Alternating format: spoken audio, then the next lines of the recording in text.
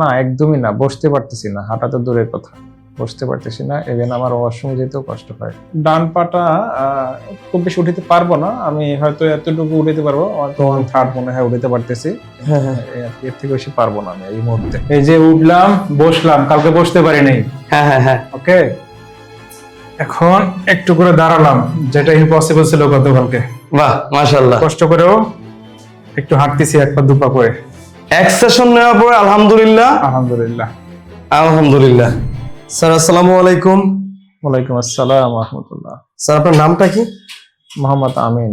মোহাম্মদ আমিন। হ্যাঁ। আপনি পেশায় কি করেন? পেশায় চাকরিজীবী একদম। আপনার বয়স স্যার? 40। 40 না? হ্যাঁ। আপনার মূলত আপনি আসছেন কোথা থেকে? আমি নারায়ণগঞ্জ থেকে আসছি। নারায়ণগঞ্জ থেকে, তো অনেক দূর থেকে আসছেন। স্যার আপনার মূলত কি সমস্যা, কত বছর ধরে? আমি তো মূলত পিএলআইডি পেশেন্ট হলো 2017 সাল থেকে। 2017 সাল থেকে? 2017 সাল থেকে পিএলআইডি পেশেন্ট। বিভিন্ন জায়গায় চিকিৎসা নিয়েছি। প্রথমে থেরাপি নিয়ে ভালো ছিলাম বেশ কিছুদিন, বেশ কত বছর। 19 সাল, 20 সাল, 22 সাল, এই 3 সালে আমার কাজের প্রেশার বেশি ছিল, তো শরীরের প্রতি অতটা খেয়াল নেওয়া হয় না। তারপরে আমি 22 সালের শেষের দিকে আমি সার্জারি করি। পিএলআইডি সার্জারি করছেন? হ্যাঁ, পিএলআইডি সার্জারি করি। সার্জারি করার পরে এই যে লাস্ট মান্থ পর্যন্ত ভালো ছিলাম আর কি, মোটামুটি গত 1 মাস আগ পর্যন্ত। হ্যাঁ, তো শেষ মাসে ভালো ছিলাম। এখন 1 মাস ধরে অবস্থা খুবই সিরিয়াস, খারাপ।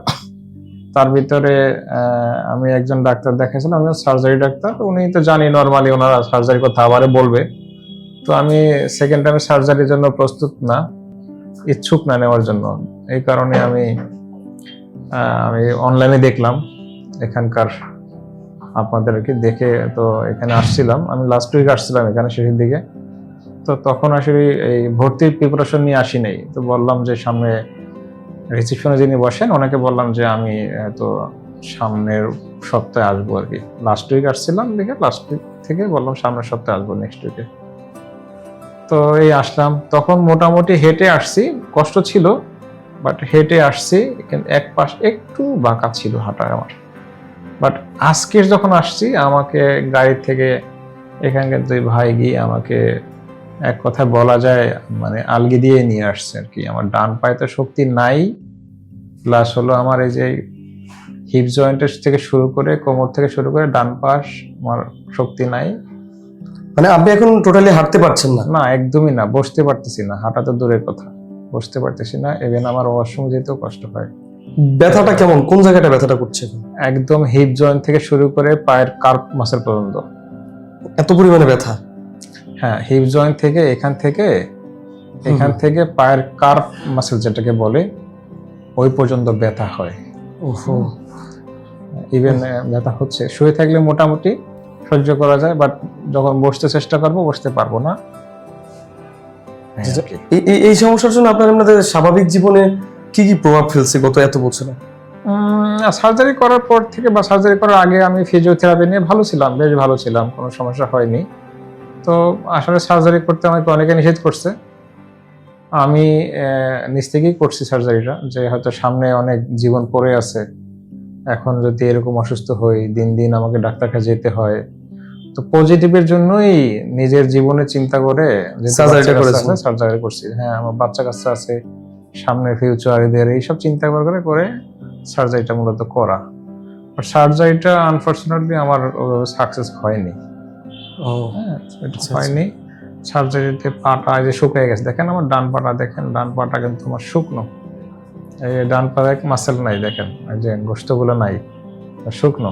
হ্যাঁ হ্যাঁ হ্যাঁ, এই যে বাঁ পায়ের তুলনায় ডান পায়ের মাসেলগুলো খুবই কম। হ্যাঁ, এটা ওই সার্জারির পর থেকে সমস্যাটা হয়েছে।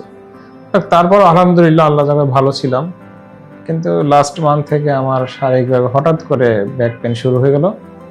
মানে দিন যত যায় তত বাড়তেছে আর কি, এই সমস্যা হচ্ছে আর কি। এখন একটা পর্যায়ে এসে আপনি টোটালি বিছানায় পড়ে গেছেন। একদম বিছানায় পড়ে গেছেন। এখন আমাদের এখানে এসেছেন, এখন আপনি মনে মনে কি চিন্তা করছেন? মানে আপনার মনে ইনশাআল্লাহ আমি উপরে আল্লাহ, এখানকার ডাক্তার সাহেবের নাম জানো কি, ভুলে গেলাম, রশিদ সাহেব সম্ভবত, ডাক্তার আতাউল মজিব রশিদ সাহেব। হ্যাঁ, ইনশাআল্লাহ ওনার হাতে আমি ভালো হব, আমার বিশ্বাস আর কি। ইনশাআল্লাহ আল্লাহর ইচ্ছা। ইনশাআল্লাহ আমরা সেটাই আমরা দোয়া করি, আপনি যেন খুব দ্রুত সুস্থ হয়ে যান।